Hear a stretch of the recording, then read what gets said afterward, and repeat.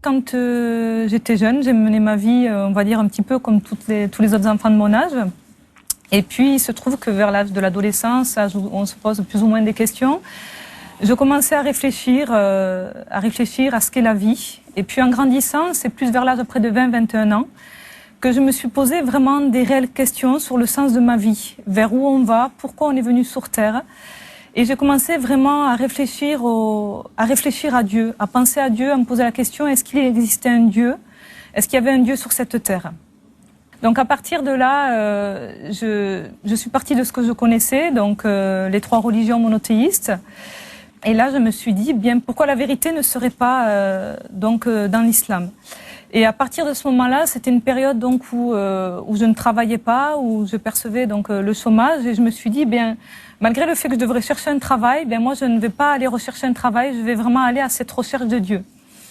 Et donc là, j'ai vraiment arrêté, tout mis de côté pour vraiment me consacrer à cette recherche de Dieu. Et là, donc j'avais un ami qui était lui musulman, qui on va dire, était musulman mais ne pratiquait pas vraiment sa religion. Donc je lui ai demandé, est-ce que tu peux m'indiquer une mosquée? Est-ce que tu peux me dire où c'est que je pourrais vraiment avoir réponse à toutes mes questions? Et cet ami m'a conduit, donc puisqu'il n'y avait pas de mosquée, à l'époque j'habitais sur Nice, il m'a conduit donc dans un centre islamique où il y avait donc des musulmans qui pratiquaient leur religion. Donc j'y suis allée et il m'a accompagnée une première fois, et quand il a vu que vraiment j'accrochais et vraiment j'étais interpellée, il m'a dit écoute, maintenant tu y vas toute seule, moi je t'accompagne plus. Je pense que ça lui a fait un petit peu peur de voir vraiment que j'étais vraiment dans cette recherche intense. Et là, ce que j'ai vraiment apprécié, c'est cette communauté, cet accueil que j'ai eu. Et puis à partir de là, donc j'ai commencé à me dire, je voudrais vraiment découvrir cette religion. Donc j'ai eu des entretiens avec l'imam, j'ai été accompagnée par des femmes. Et j'ai commencé à prendre des cours avec les enfants pour apprendre à parler l'arabe. Et puis parce que je désirais vraiment pouvoir lire le Coran en arabe. Et petit à petit, donc j'ai appris à faire mes ablutions, j'ai appris donc les 5 piliers de l'islam, à réciter les sourates par cœur, enfin vraiment être initié, on va dire, dans l'islam, et pour vraiment aller plus loin dans cette religion. Donc j'ai fait la confession de foi musulmane et je suis donc devenue musulmane. Puis, plus le temps avançait, c'est vrai que je me suis dit, il faut quand même que... J'étais jeune, j'avais donc 21 ans, et je me suis dit, il faut quand même que je prenne une décision aussi de l'annoncer à mes parents, puisque donc je me voilais, mais je me cachais en fait. J'imagine que ça n'a pas dû être facile pour toi de l'annoncer à tes parents. C'était pas évident, effectivement, et puis j'avais donc un choix à faire. Je me suis dit, si je vais donc dans cette religion, il ne faut pas avoir honte de ce qu'on est, de ce en quoi on croit. Et puis donc je me suis dit bon, mais maintenant il faut pouvoir leur dire la vérité. Et en même temps, si vous voulez, plus je continuais donc à faire, donc je faisais mes prières, à faire donc tout ce que je devais faire, vraiment j'étais très assidue, et on me disait que même vraiment j'étais un modèle dans cette nouvelle foi. Mais malgré cela, c'est vrai qu'il y avait un vide au fond de moi. Il y avait une absence de paix et des questions que je me posais donc avant de rentrer dans l'islam qui étaient toujours là. Donc j'ai essayé d'en savoir un petit peu plus en me disant mais si jamais je meurs, mais où je vais? Parce que c'est vrai que j'avais vraiment cette crainte et cette peur de me dire mais lorsqu'on va partir, on doit tous un jour quitter cette terre.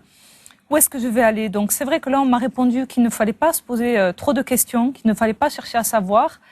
Et que selon les bonnes actions que j'aurais fait, j'irais au paradis. Et si c'était la balance penserait plus du côté des mauvaises actions, j'irais en enfer. Et lorsque j'ai entendu ce message, lorsque j'ai su ça, vraiment une crainte s'est emparée de moi. Et puis, alors je continuais vraiment à prier, à faire mes prières. Et cette crainte a commencé vraiment à grandir. Il y avait cette question qui persistait, mais si je meurs, où je vais? Et puis... en même temps que ça, j'ai une amie qui elle, donc, c'était... Juste avant, j'ai cru comprendre que tu as failli aussi te marier avec un musulman. Tout à fait. Donc, j'ai oublié cet événement. C'est vrai que, donc, à un moment donné, la personne donc qui me donnait les cours avec les enfants, m'a demandé en mariage. C'est vrai que dans l'islam, on ne soutient pas un homme du regard. Donc, lorsqu'il me donnait les cours, je baissais la tête, on se regardait pas trop, hein. Mais un jour, il est venu et donc il m'a demandé en mariage. Il devait partir donc vivre au Liban. Et il m'a demandé, est-ce que tu veux devenir mon épouse? Donc là, c'est vrai que j'étais un petit peu étonnée. On ne connaissait pas la personne. Se marier comme ça, c'était vraiment un choix difficile. Mais je me suis dit, bon, mais si c'est la volonté d'Allah, ben pourquoi pas? Et donc, je reviens à ce que je disais tout à l'heure. Donc, il y avait ce choix qui était là par rapport à partir vivre au Liban, etc. Et puis, j'ai donc une amie qui, elle, avait donc fait une rencontre avec Jésus. Elle me témoignait de sa foi en Jésus. Puis moi, ça me dérangeait beaucoup.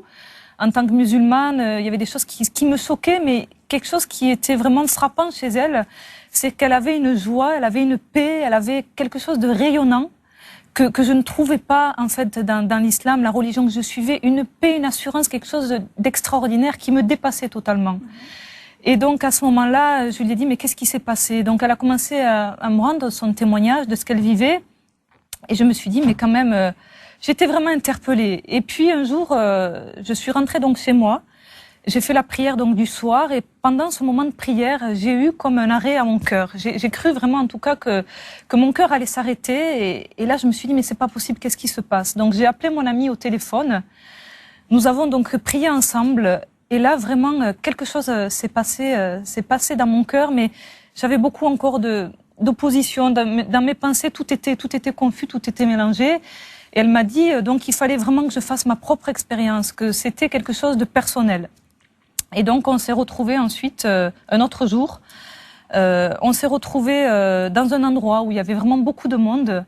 Et là je lui ai dit mais qu'est-ce qu'elle dit ta Bible? Qu'est-ce qu'il dit ton Jésus? J'ai dit pour nous les musulmans, Jésus est un prophète. J'ai dit oui, Jésus guérit les malades et toutes ces choses-là, j'y croyais. Mais j'ai dit, mais qu'est-ce que dit la Bible? Alors, je lui ai dit, tu n'as qu'à ouvrir la Bible. Alors, elle m'a dit, non, si quelqu'un doit ouvrir la Bible, c'est à toi de l'ouvrir. Et cette amie, donc, à un moment donné, elle est partie un petit peu plus loin. Et là, vraiment, il y avait un monde, vraiment beaucoup de monde, en pleine foule. À l'endroit où j'étais assise, et puis j'ai ouvert la Bible. J'ai osé ouvrir la Bible. Et à cet instant, vraiment, une chose s'est produite, ça s'est produit une fois dans ma vie. Il y a vraiment comme une lumière, quelque chose d'extraordinaire qui est venu à ce moment-là. Donc tu as eu une vision Ah oui, j'ai vu quelque chose, tout s'est éclairci. Tu peux nous décrire un peu ce que tu as vu à ce moment-là? En fait, j'ai vu vraiment une lumière blanche, quelque chose qui sortait de la Bible et qui faisait un petit peu comme un faisceau. Enfin, c'est extraordinaire, et là j'étais un amour qui est venu, je me suis sentie aimée. Je sais pas, j'ai l'impression que je prenais une douche chaude, agréable, quelque chose d'extraordinaire. Et je me suis dit, mais c'est pas possible, la vérité est dans la Bible. Et quand je suis tombée sur la Bible, quand j'ai regardé, je suis tombée sur un verset qui dit « Malheur à celui qui suit des voies tortueuses ».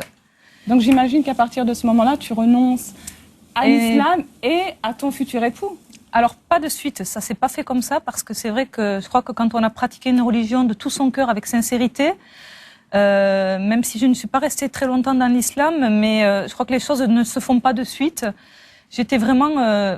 tiraillée, je dirais même que j'étais liée par des puissances, des djinns, comme on dit chez les musulmans, des puissances ténébreuses qui metiraillaient, parce qu'il y avait vraiment un véritable combat dans ce que je vivais. J'ai commencé donc à aller petit à petit suivre mon ami dans une église, et là c'est vrai que lorsque j'entendais le nom de Jésus, j'étais vraiment choquée par ce que j'entendais. J'ai compris ensuite, par la suite, que lorsqu'on dit fils de Dieu, ce n'est pas au sens physique, mais bien au sens spirituel. Qu'on dit ça, et c'est vrai que ça a été vraiment tout un cap. J'ai été ensuite dans une réunion où vraiment on a prié pour moi, on m'a imposé les mains, et là où j'ai eu vraiment des délivrances, parce que c'est vrai que avant d'avoir été dans l'islam, j'avais touché aussi à des choses, au spiritisme, à des choses... La sorcellerie, voilà, des choses occultes. J'avais pratiqué un peu, c'est un peu comme le Ouija, des choses comme ça. Donc vraiment, il y avait des choses, on va dire, spirituelles et mauvaises en moi. Et là, vraiment, à partir de ce moment-là, j'ai vraiment été délivrée de tout ce poids, de toutes ces choses. Et j'ai pu vraiment accepter Jésus-Christ, à lui dire, eh bien, je reconnais que la vérité est dans la parole de Dieu, et je reconnais que tu es mon sauveur et que tu es mort pour moi. Et j'ai accepté ces choses, ce n'était plus avec mon intelligence, mais c'était vraiment avec mon cœur. Et à partir de ce moment-là, véritablement, une paix m'a envahie, et vraiment une vie nouvelle a commencé. Alors, je ne dis pas que... Ça fait combien de temps maintenant? Ça va faire 13 ans. Donc 13 ans que j'ai accepté le Seigneur dans ma vie, et vraiment je ne le regrette pas. C'est pas tous les jours la vie chrétienne, c'est pas une vie avec un tapis avec des pétales roses, mais Dieu est là, Jésus est là dans nos moments difficiles, et je peux dire que vraiment Dieu est bon, et je ne regrette pas le choix que j'ai fait.